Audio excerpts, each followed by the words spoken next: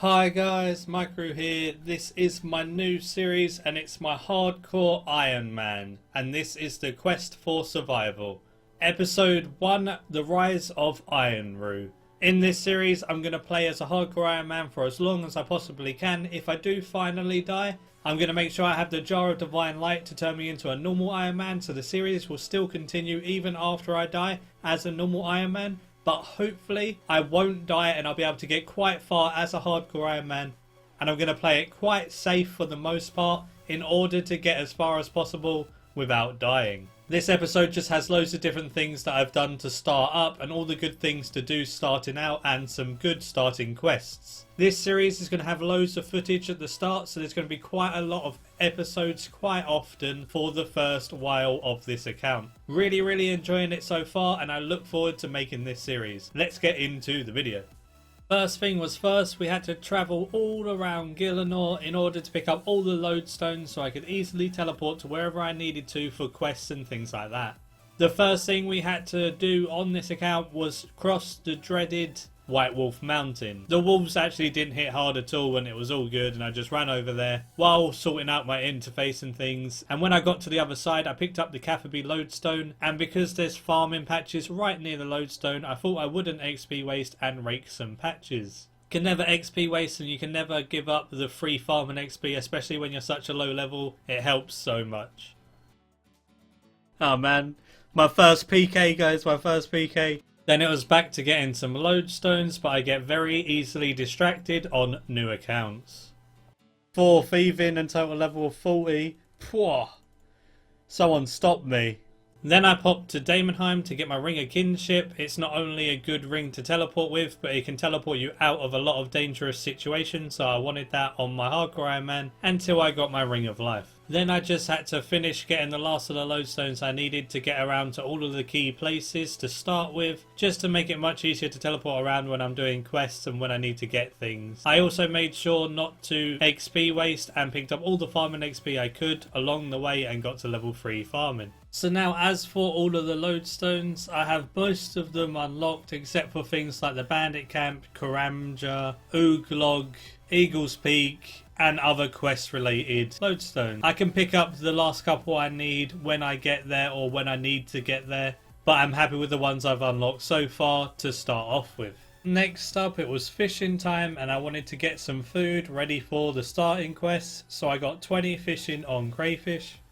I picked up my Wicked Hood from the guy in Burthup, which then allowed me to use my free teleport to the air altar and my free 100 rune S to make some air runes and get some starting XP in runecrafting. I also took some free mine runes out of the hood as well, as you can do these things every day. I wanted to get some runecrafting levels under my belt in order to make this hood much more useful every day, especially when I can manage to get a nature talisman so I could use it on natures. So it was time to use the hood to teleport to the top of the Wizard's Tower, head into Runespan and start training some runecrafting and get it to 50 to start with. I got my runecrafting up to 33 so I could go to the middle floor, and then I chilled in the middle floor all the way until I was 50 runecrafting. When I hit 50 I then left because I was going to do loads of AFK skills on this guy, but I'm too excited to play it, so I'm going to go do some actual active things instead.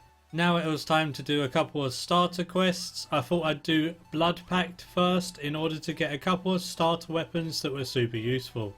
After killing the first guy you can get the bow, which has unlimited ammo, which is really neat. Then once you kill the mage you can get the staff, which has unlimited runes as well, which is another really useful starting weapon. And after you kill the last guy you can pick up his main hand and his offhand, and then they suffice for some good starting melee weapons. Then once you have the quest completed it gives you level 2 in all of your combat stats and is a nice little way to start off an account. I wanted to rush a couple of defense levels so I could do some quests, so I rushed 10 defense while killing chickens in order to get some feathers ready to fish up some trout for the quests ahead. It didn't take long at all. I got 10 defense within 5 minutes killing chickens and got quite a few feathers at the same time. To get some starting money I went to the stronghold of player security and then just ran through all of the obstacles and all of the floors in order to get my free 10k and my free colourful boots, because who doesn't like some colourful boots to make them look absolutely awesome. Then it was time to go to the stronghold of player safety where the cockroaches are, which I'll be back to later on when I need to make some money with High Alk in the carapace armour. But this time we're just going there for the free 10k and the fighter gloves and the 2 XP lamps. So I searched the chest, got my XP lamps and my 10k and my gloves. I put the 2 XP lamps in Herblore as it's quite annoying to get up on an Ironman, and it got me to 9 Herblore, so you can't argue with that. Then I went to the Barrack Museum. Just in the basement of the Barrack Museum there are loads and loads of exhibits. You just talk to the guy, start your little mini quest and look at every single one of the plaques on the exhibits. Choose the questions and make sure you get it right 3 times. It doesn't have to be in a row. You can literally guess the answer until you get 3 correct. Half the time I weren't even looking at the questions or the answers. I was just clicking a random one until it gave me the right answer. And then you would just make sure you select that answer every time that question come up or whatever. You can read it. The questions are really simple and it doesn't take much time at all. Once you have every single one of these plaques studied and you've answered 3 questions on every single exhibit, then you just go back to the guy at the stairs and he will give you 9 Hunter and 9 Slayer, because he gives you 1000 XP in each. Definitely a good way to start those 2 skills. Then it was time to cook some of my food I fished, or at least tried to cook it. Why, game? I cooked 3 and burnt 9. That's just depressing. I went to the Shanty Pass to buy some ropes for the Waterfall quest. And then I had to go to the rune shop in Port Sarim to buy the runes needed for Waterfall as well. And then with the food that I finally managed to cook, I was ready for the quest. The Waterfall quest is always such a good quest to start out on because it gives you 30 attack and 30 strength out straight from the bat. Although I was a bit scared on a hardcore Ironman at such a low level, but I shouldn't have been scared really because it wasn't anywhere near as dangerous as I thought it would be. So I just ran through the quest as normal. When you go down into the tunnel to get your amulet and your ashes, the skeletons attack you but they literally hit nothing, and the moss giants don't attack you either because the skeletons attack you and you're in combat by them. So I was scared of a threat that didn't even exist really. The only other part of the quest that's kind of dangerous is the skeletons in the part at the end as well. But again, if you aggro the skeletons and run through, the fire giants don't attack you either. So then you just get straight to the end, you put your runes on, and it gives you 30 attack and 30 strength, and it literally took 5 minutes of my life. Such a good investment at early levels on any account, not only Ironman.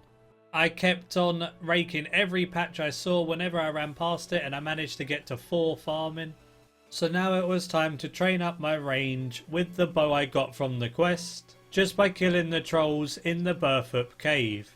I had to turn my graphics settings all the way down as the recording was kinda jittery at times when I was recording this with decent graphics alongside playing 2 other accounts at the same time. Because right now I'm playing my hardcore Ironman, my 10 HP pure and my main. Even though I'm doing mostly AFK stuff on the 10 HP pure and my main when I'm doing stuff on the Ironman, or vice versa, it still gets really laggy if I'm running my recording at the same time as all 3 accounts, if they have decent graphics. So I've just put all of my accounts down to min graphics, so it won't look quite as nice, but I'll be able to do all 3 accounts at the same time and be able to get good progress for you all to enjoy.